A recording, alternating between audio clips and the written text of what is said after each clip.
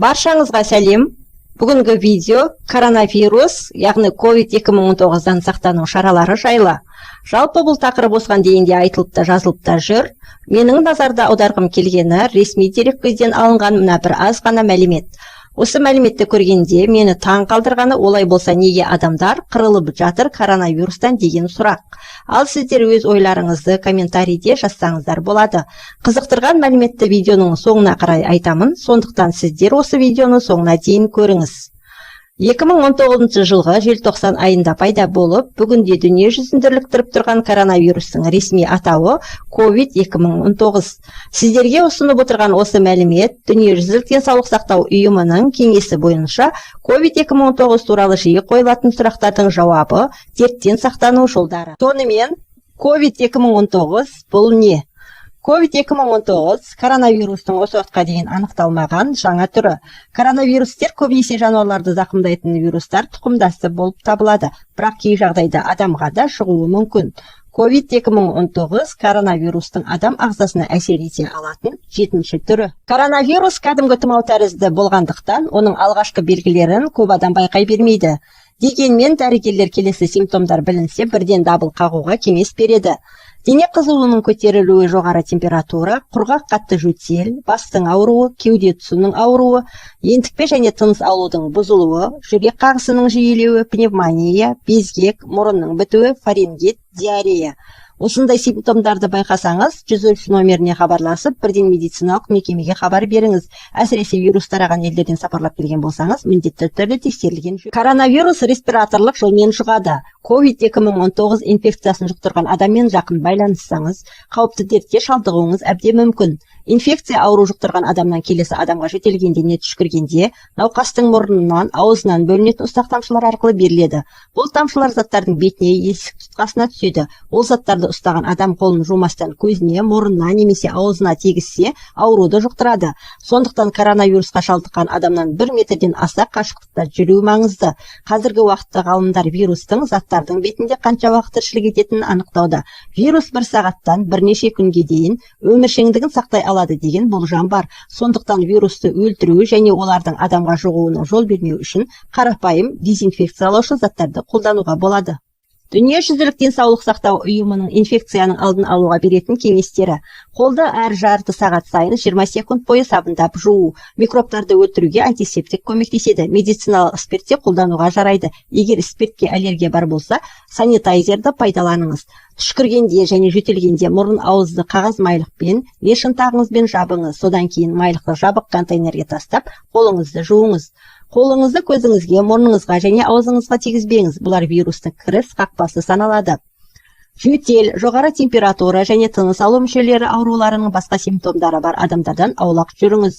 Адам көп жиналған қоғамдық орындарға, той-томалақ жиындарға бармай, үйде отыруға тырысыңыз.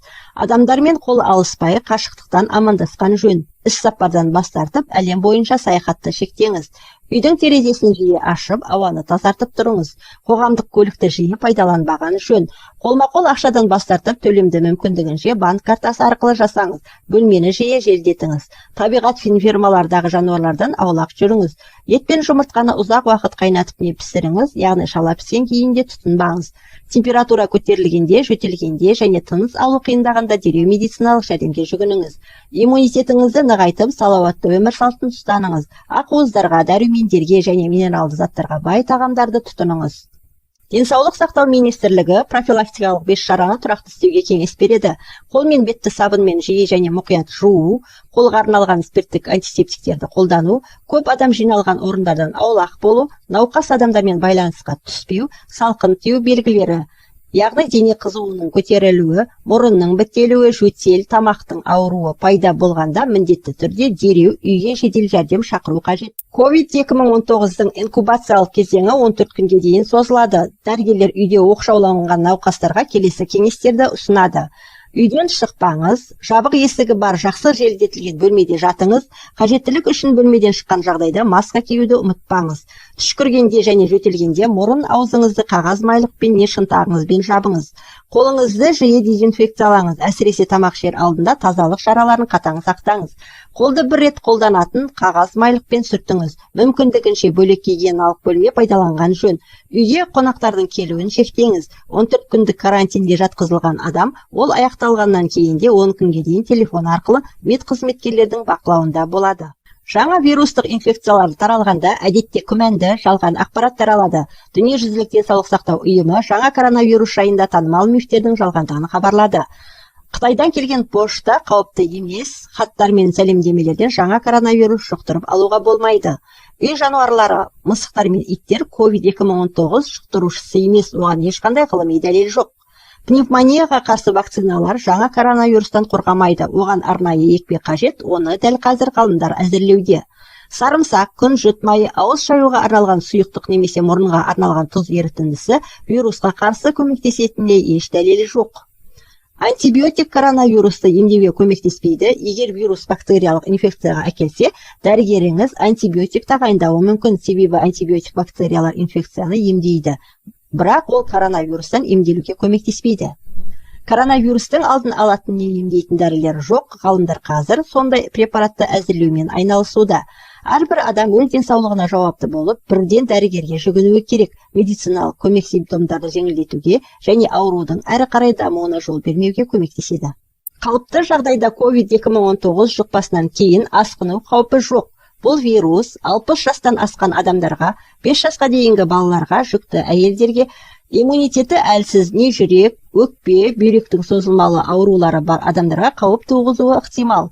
Сырқат кейін науқастарды ауыр түрде өтіп, пневмония мен тыныс алудың қиындауына әкелуі мүмкін. Сирек жағдайда вирус өлімге әкеледі.